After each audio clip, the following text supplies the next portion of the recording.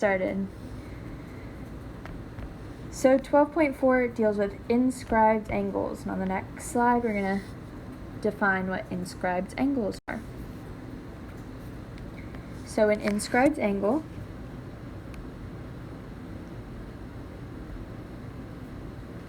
is an angle whose vertex is on a circle and whose sides contain chords of the circle. So if we had a circle here, our inscribed angle would look like that. So it would be this angle here.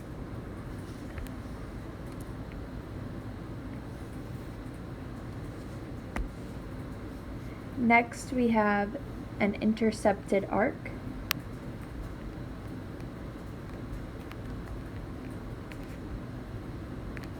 Which consists of endpoints that lie on the sides of an inscribed angle and all the points of the circle between them. So the inscribed arc would be at this part.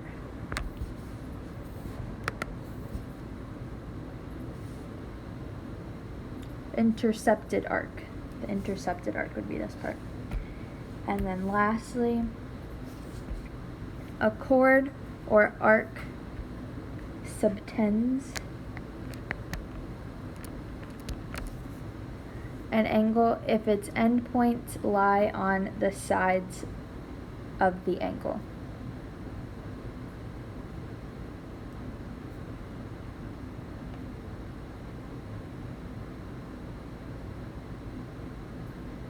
So looking at this example, DF, so this arc, DF, subtends angle DEF. So it's just a way to describe it.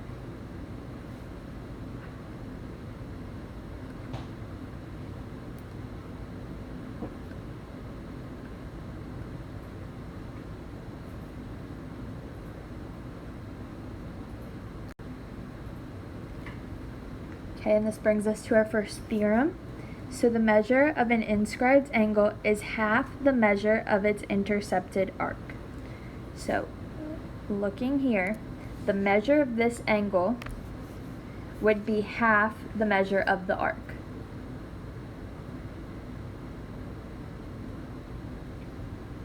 So this is a little bit different than the sections we were doing before because we had angles that came from the center of the circle and we know that those had the same measure, but now since it's an inscribed angle, it goes to the end of the circle. This angle will be half of the arc.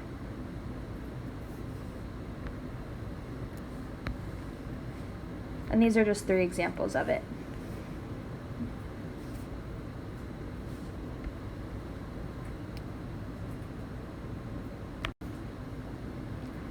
And this brings us to our first example. So we need to find the measure of angle PRU. So we're looking for this angle here. We know the inscribed angle is half of the intercepted arc. So we would just do, our arc here is 118, so we would do 118 divided by 2.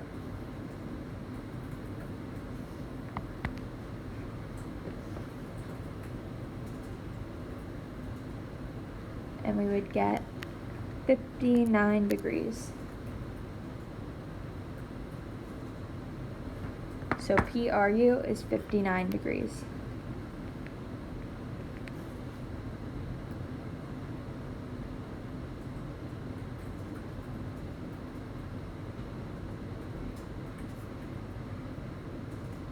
Any questions so far? We divided by 2. That's what our theorem told us to do. So when we have an inscribed angle, this angle is half of the arc. So here, since we're looking for the angle, we just divide the arc by 2.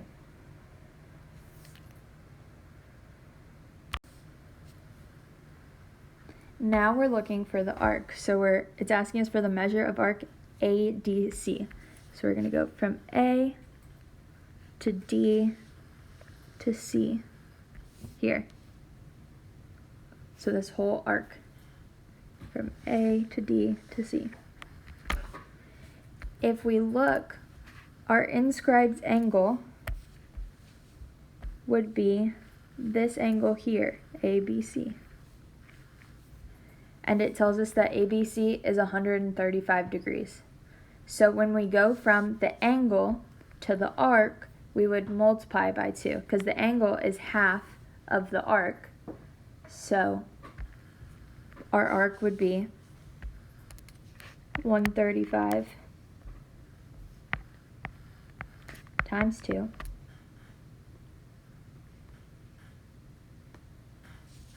So our measure of our arc would be 270 degrees.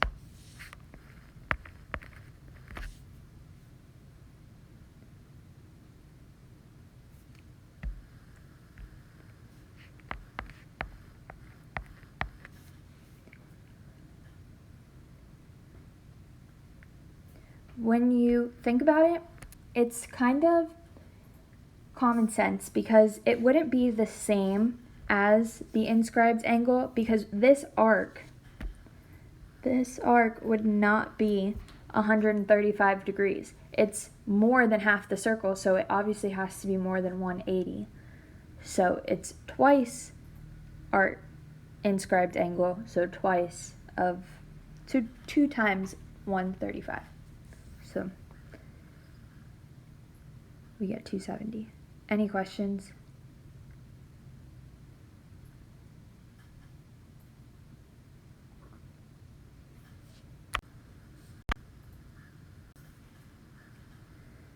All right, next we have a corollary. So if inscribed angles of a circle intercept the same arc or subtend by the same chord or arc, then the angles are congruent.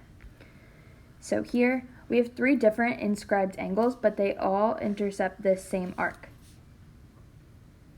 So that would make all 3 of these angles congruent. So if we said this arc AB, let's say it was 60 degrees.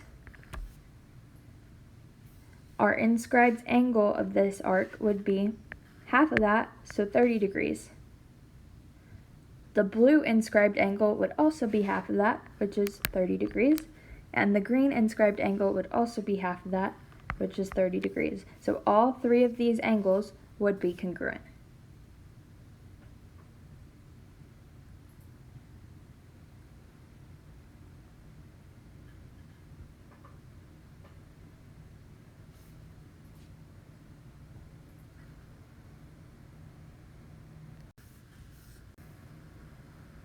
Okay, now I have an example. So we have to find the measure of angle EDF. So we're looking for this angle here. We see that EDF intercepts this arc, and so does EGF. So since they intercept the same arc, these 2 angles would have to be the same measure. So EDF and EGF are going to be the same measure. So what we can do is set them equal to each other. So we have 2x plus 3 is equal to 75 minus 2x. So our last slide told us that they're the same measure. So here to find out what that measure is, we just set them equal. And now we solve for x. So we're going to add 2x to both sides. So we get 4x. I'm going to subtract 3 from both sides. So 4x is equal to 72. 72 divided by 4, so we divide 4 from both sides, is 18. So x is equal to 18. Now we're not done. Our question's asking us for the measure of angle EDF. So we need to take 18 and plug it back in. So here we have 2 times 18 plus 3. 2 times 18 is 36, plus 3 is 39. So EDF is 39 degrees.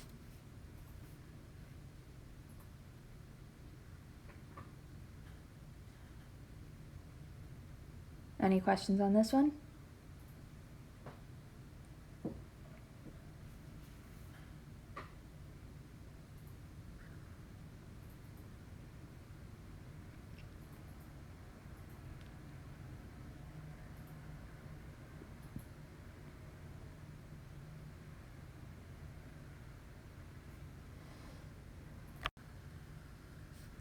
Okay, we have another theorem.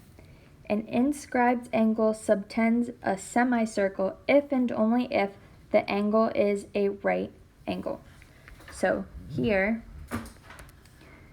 this angle subtends a semicircle, so that would mean that this is 90 degrees, which a semicircle we know has an arc of 180.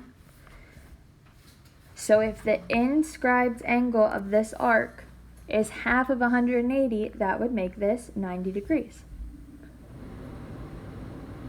And if we knew that this was 90 degrees, then we would know that this is a semicircle. So it works both ways. So since it says if and only if, it just means that it works both ways. So if the angle is a right angle, then the inscribed angle subtends a semicircle. What do you mean by subtend? Subtend is one of our vocab words. So subtend would just be like where it passes through the endpoint? Yeah, so like this angle subtends this arc. So pretty much that it just like makes the arc, I guess. Oh, right, okay.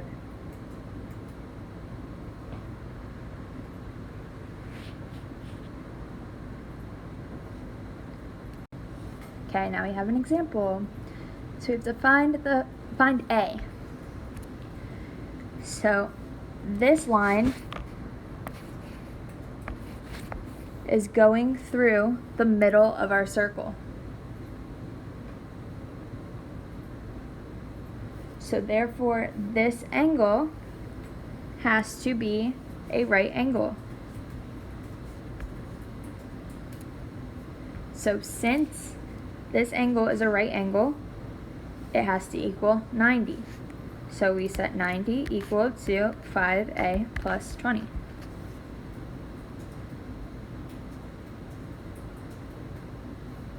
So because this is the center of the circle, that would make this arc 180.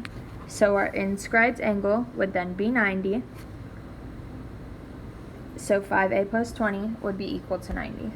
And now we just solve for a. So we're going to subtract 20 on both sides. So we get 70 is equal to 5a. And then we divide by 5.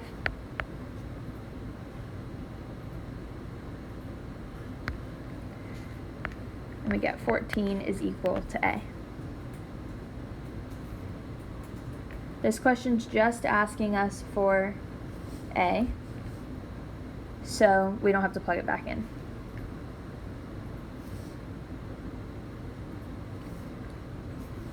So this would be our answer.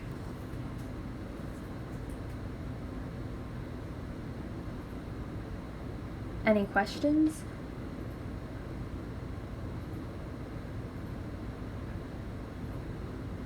Okay, we have 2 more slides. So our last theorem from this section states that if a quadrilateral is inscribed in a circle, then its opposite angles are supplementary. So remember, supplementary means that they add up to 180.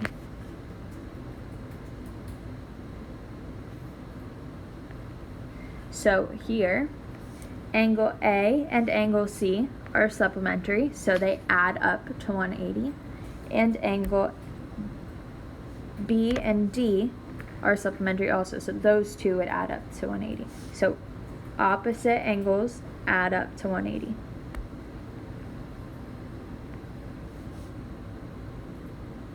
And that's if there's a quadrilateral inscribed in the circle. And we know quadrilateral means that it's a shape with 4 sides.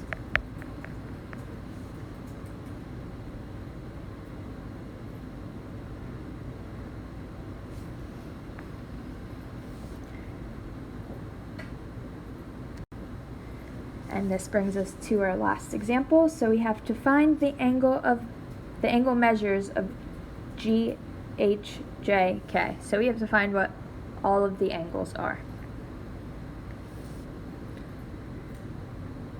So we can start out with angle J and angle G, because those two it gives us measures for. So we know that angle J plus angle G add up to 180. So angle J plus angle G are going to add up to 180. So now we can just plug this in for J and plug this in for G. So we have 6B plus 20 plus 3B plus 25 is equal to 180. Could you in actuality use any angle, two angles, to add up to 180? Okay, so you can. That's a good question. But here, looking at these two opposite ones, it doesn't give us anything for H. Oh, right. So we're going to need to find what B is first. So we need to find what our variable is.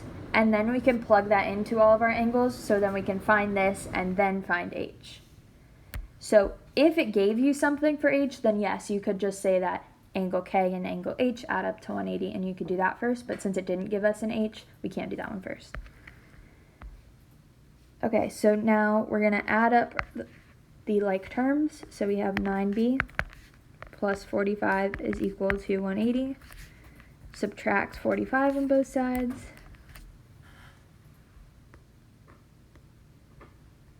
(180 minus 45 is 135. And then we divide by 9.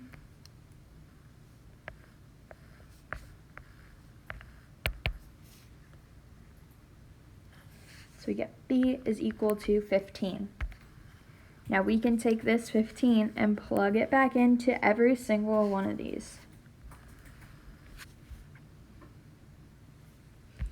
So first let's find angle J.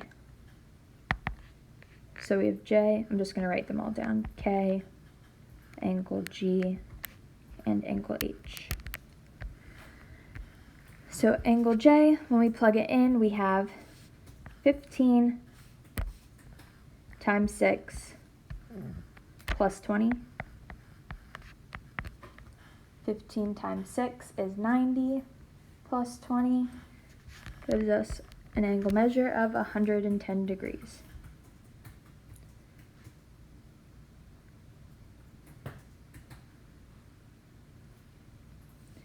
Next, we can plug it into angle K. So we have 10 times 15 minus 69. So 150 minus 69 is 81 degrees. Angle G we know is supplementary to J. So G and J are going to add up to 180, which makes G have to be 70. But let's plug it into 3B plus 25 just to double check that we did our work right and see if we get 70. So we have 3 times 15 plus 25. 3 times 15 is 45 plus 25 gives us 70. Perfect.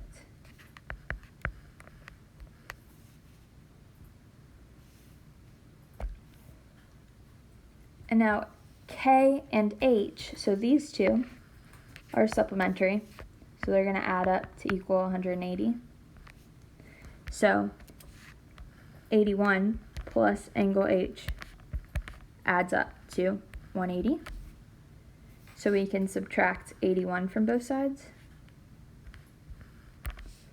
And we get angle H to be equal to 99. Is it because in the theorem did it say that like opposite angles equal up to 180? Yep. Our last theorem said that opposite angles are supplementary, and supplementary means that they add up to 180.